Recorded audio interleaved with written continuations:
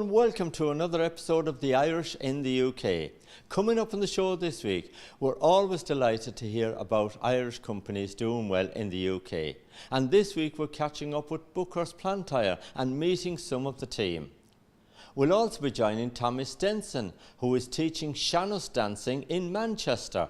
But first up, a few months ago, Jim Hussey arranged a sheepdog trial day to raise money for the Christie Hospital. Well, since then, Jim has presented his cheque to the Christie, and we've been back in the Derbyshire Hills to see how Jim is training his own dog called Hill. We'll be meeting Tony Audenshaw, who will be telling us his experience about the Christie Hospital, and also finding out what he's up to these days on Emmerdale.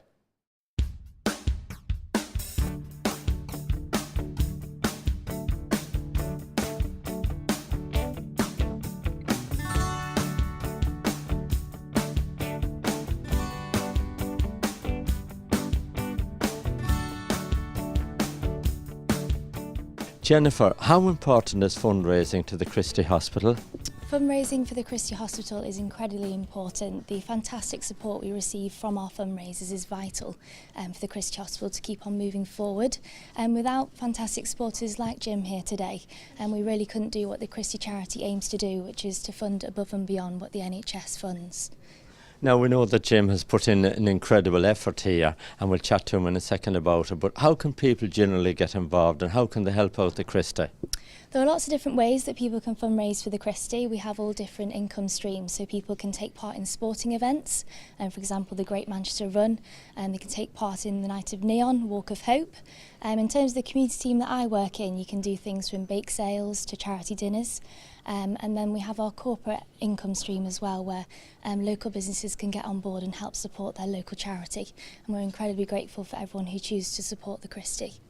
Yeah, and of course we know that a lot of the community out there is behind the Christie. We see this every day around the city of Manchester, and it's really important here to the hospital that as much money is raised as possible for research and for other things as well. Absolutely, yes. Without our support from our local supporters and above and beyond, we really wouldn't be able to do what we do. So we are incredibly grateful to everyone who chooses to support the Christie. Jimmy, of course, your sheepdog trial was something different and something new for a fundraiser for the Christie. Well, it is. Although I've been involved in sheepdog trials for a good number of years now, I just thought to take the opportunity to do it for Christie's Hospital. It seemed a bit different and see what amount of money we could raise, you know.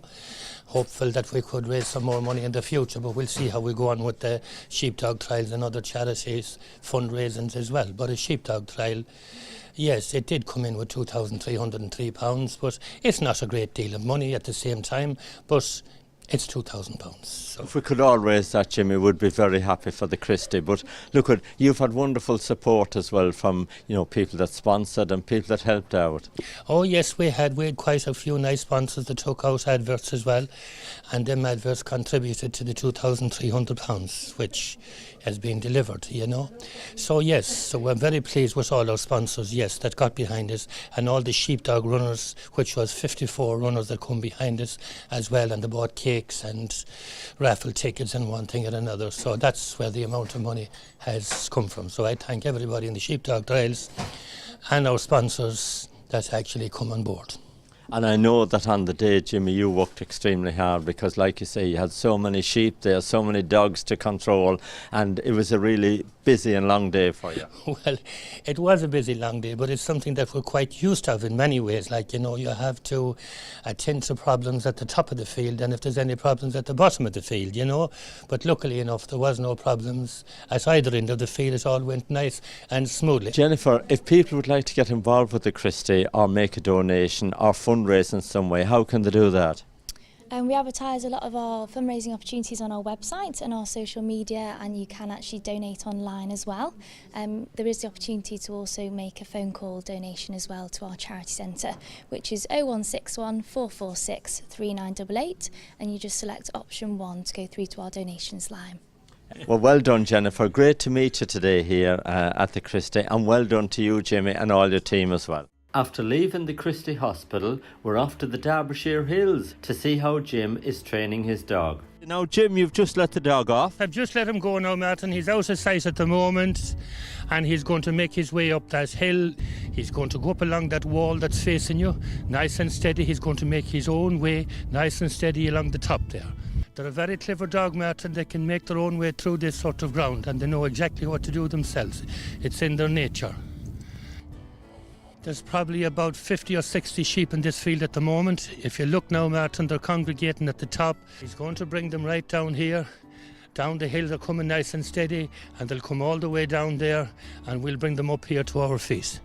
It takes a dog about 4 years to peak.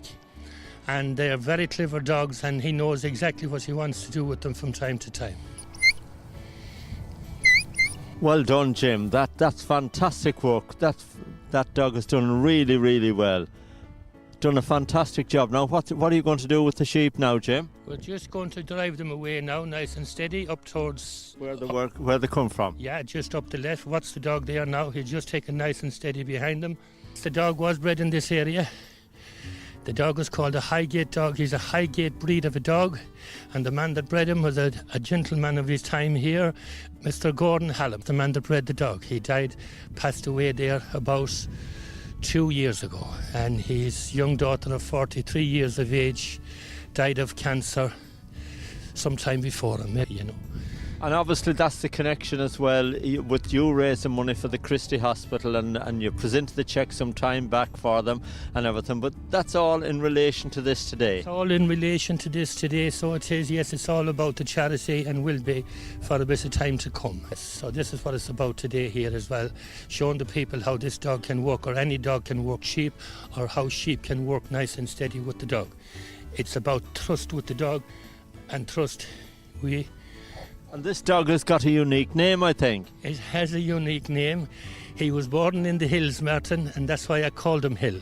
He's a lovely dog, he's a gentle giant, he's lovely with children, he's absolutely special. Well, Jim, thank you so much for taking us up here today, and what a great demonstration.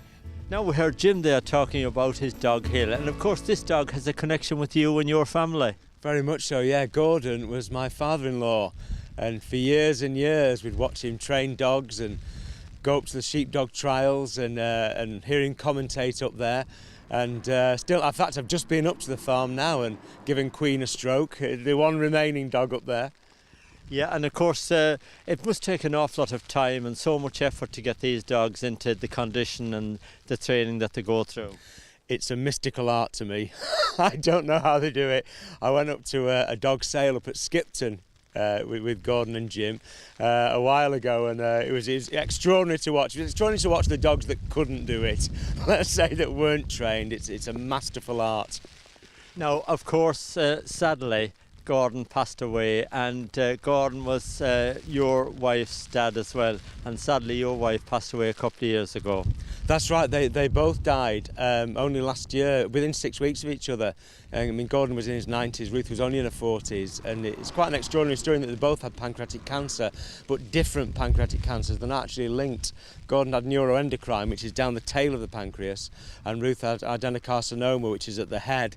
And so his was quite slow growing. Ruth's was it's quite complex and quite fast growing. It's all where the tubes are and where the bile duct is, and it's a really rubbish one to get. And she was treated at the Christie Hospital. I can't say she ever looked forward to going there, but when she was there, you know, the treatment was fantastic and the people were just wonderful. And of course, when she was first, diagnosed, this was a horrible shock to you and to your family, and I know to your children as well.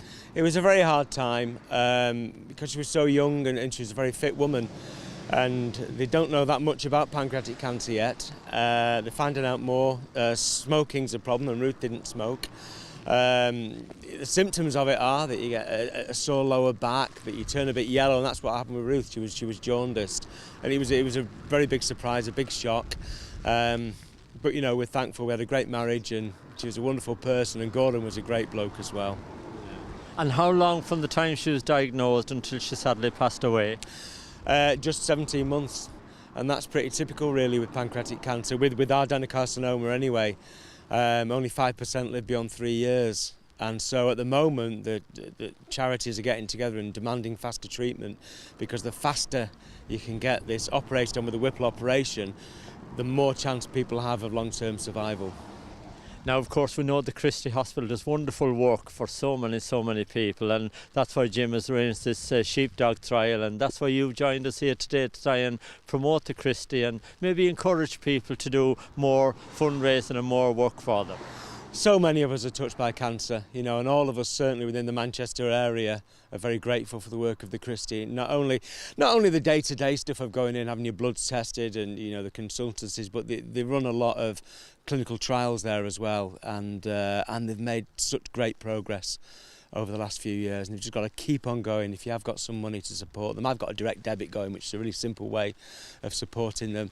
But yeah, it really is a wonderful place that I wish we didn't have to have, but you know, it's essential. On a lighter note, how's things going on with Emmerdale, and how is the shop doing these days? Bob's in a very bad place at the moment. He's out of work. Well, he's done a few shifts at the Woolpack. He's got no woman in his life. It's his own fault. But things are bleak for Bob, I've got to say.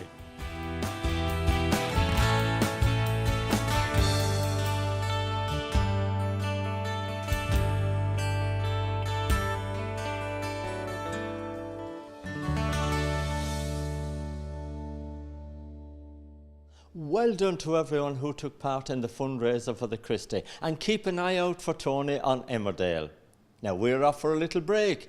When we come back, we'll be chatting to Buckhurst Plantyre, and I'll be doing a little bit of dancing with Tommy Stenson.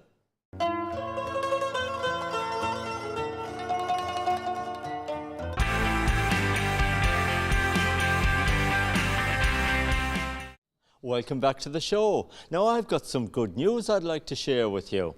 We're moving back to our old home on Sky Channel 192, Freesat 161, very early in January, so keep an eye out for us.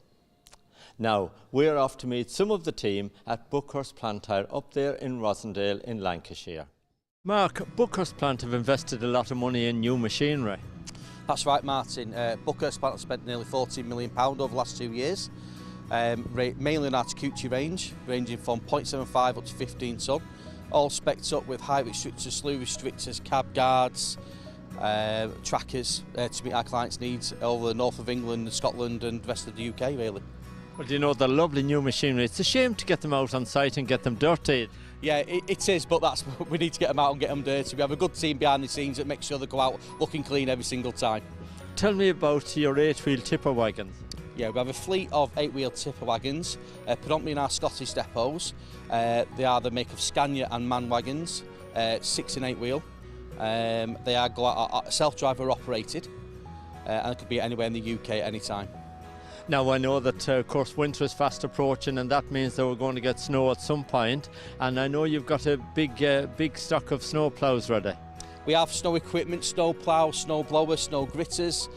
We support some of the main airports all over the UK, making sure that everyone can get on the nice climates to warmer seas, where we sweep up and get rid of all the snow for them. But we still have an extensive range left in all our depots for councils to go on tractors, they can go on excavators, anything you need to make sure the snow is kept away from you and keep everything running on the roads. Whose idea was it to put the shamrock in front of the snow plough? That would be our MD, Mr Paul Power. He always comes up with little quirky ideas. He must have been thinking about St Patrick's Day. He's always thinking about St Patrick's Day, I think. I think he's always likes that day. Now, you've got exciting times ahead because you're getting a brand new dump truck, I think, delivered to you very shortly. Yeah, we're proud to announce that D&J, one of our sister companies, is the UK dealership for the Divino dumper. It's a 12-tonne rigid dumper, flotation tyres. It's a quite unique machinery, and it will be fast. It'll be really renowned in the industry. So when will you get that, Mark? They'll be coming into fleet at the beginning of December. Contact Buckhurst or D&J Machinery for your hire or sale needs. Are they like a 4-wheel drive tipper truck now, or can they be used like on any kind of rough ground? They can be used any kind of rough ground. They are 4-wheel drive. Flotation tyres, as mentioned, 360 cameras. We've got a max speed of 35 miles per hour. They'll be diverse for site conditions or even road going equipment if need be. Now Mark, you've got some lovely machinery here, and of course you were just telling us about it all there, and I know that you're always looking at the future and trying to invest and improve for the future. Yeah, we want to keep our clients happy, so we've got future investment in, we've got new 20-ton fleet coming, we just invested again in more 4-wheel dumpers, ranging from 3-ton to 9-ton. Like I said, we've got up to 20 new 20-ton excavators coming in the new year. Tell us a little bit about your website and how people can contact you. Yeah, they can go to www.buckhurstplanthire.co.uk. We're all over our website. We're also on LinkedIn, Facebook, Twitter. We've got all our offices in Aberdeen, Bathgate, Leeds and Rosendale.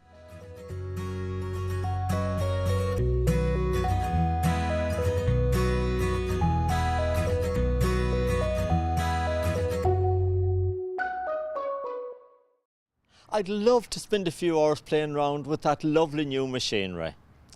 Now, Tommy Stenson is a great Sean-nós dancer. He's in Manchester today teaching children and adults how to Sean-nós dance. And I'm going in to see if I can learn a few steps.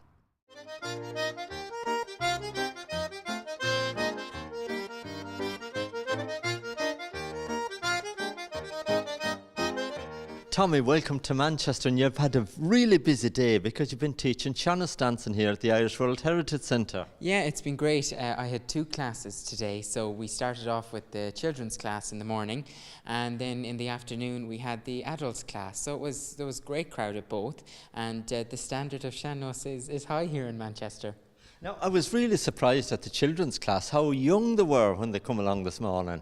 Yeah, they were very good. There was children there as young as 4 and 5 and then right up to about 9 years of age. But the Sean-nós is nice, they can pick it up, and it's accessible really to everyone.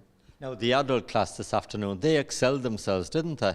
Yeah, it was lovely to see. As I said, the standard was really good, and that must be because the tradition is kept alive here in Manchester. They really got behind it and they enjoyed it.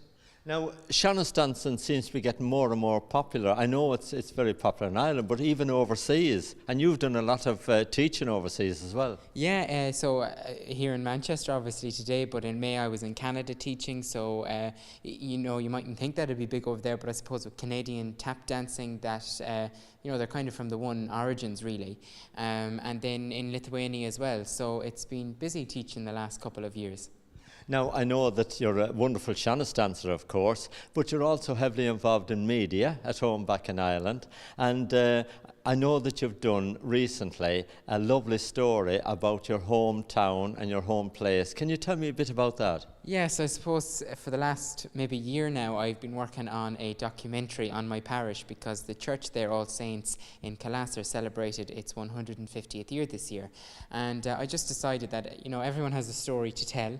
And I wanted to capture it on video, so we'd always have it. So I've produced a documentary called Calasser Life in the Parish. Now, that's due to go out on TV as well, I think. And you've got a few things. You've got a launch night coming up, so tell us when that's happening. Yeah, so the launch night is on December 15th in Calasser Community Centre, and it's going to be a great night.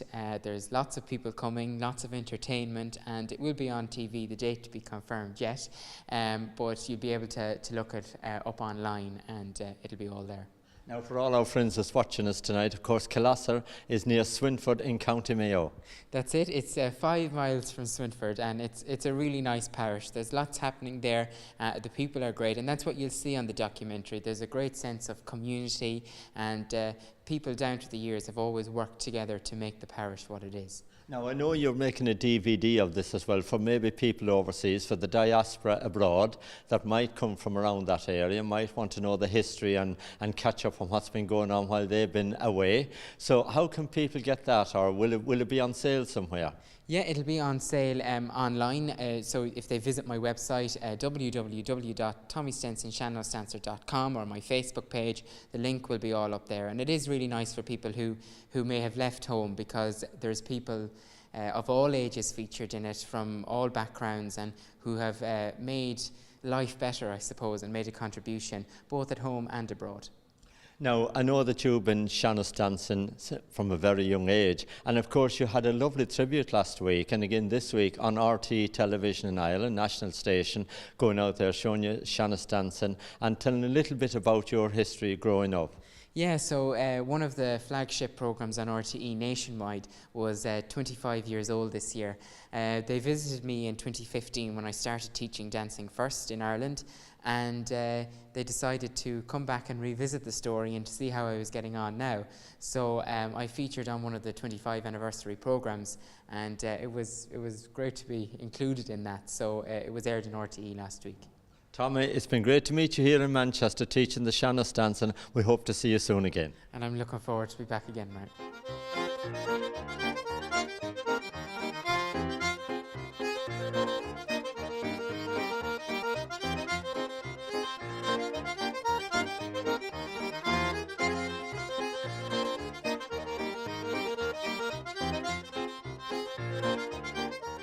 Julie, we've had a lovely morning and afternoon here at the Irish World Heritage Centre, and what a great day for culture here at the centre.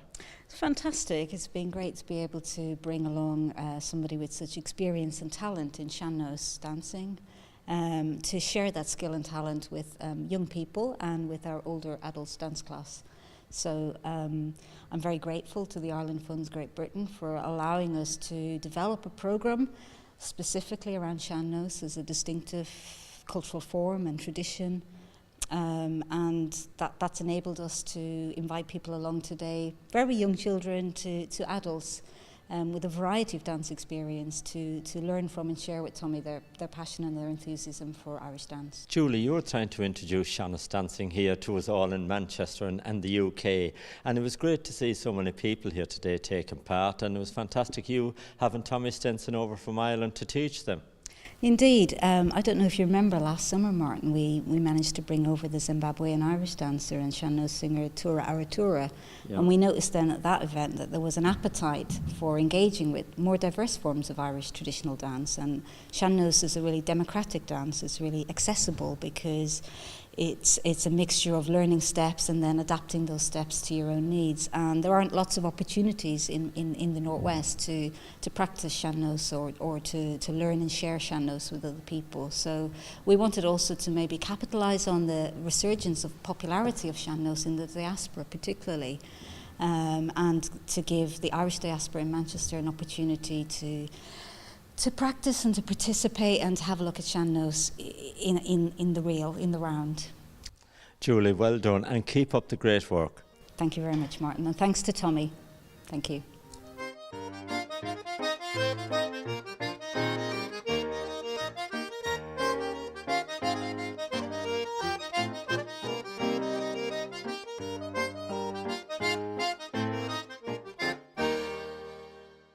Jumping up on that barrel really takes it out of you. And good luck to Tommy Stenson with his DVD launch on Saturday the 15th of December in Calassa, County Mayo.